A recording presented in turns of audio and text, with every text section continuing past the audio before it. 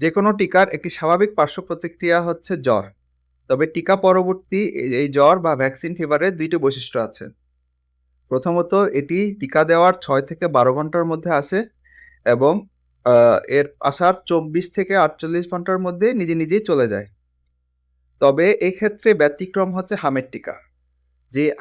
হামের জন্য যে এমআর টিকা দেওয়া হয় সেটি দেওয়ার 7 থেকে 12 দিন পরে সাধারণত জ্বর আসে এবং জ্বর আসার পর 2 দিনের মধ্যেই এটি নিজে নিজে ভালো হয়ে যায়।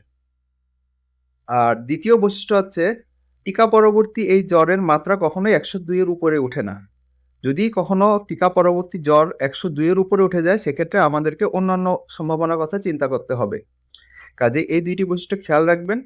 যদি দেখা যায় কোনো বাচ্চার জ্বর টিকা দেওয়ার পর 2 দিন পরেও রয়ে গিয়েছে, অথবা 2 দিন পরে জ্বর আসছে, অথবা টিকা পরবর্তী জ্বর 102 এর উপরে উঠে গিয়েছে, তবে সেক্ষেত্রে আপনার শিশু চিকিৎসকের পরামর্শ অবশ্যই নেবেন। ধন্যবাদ।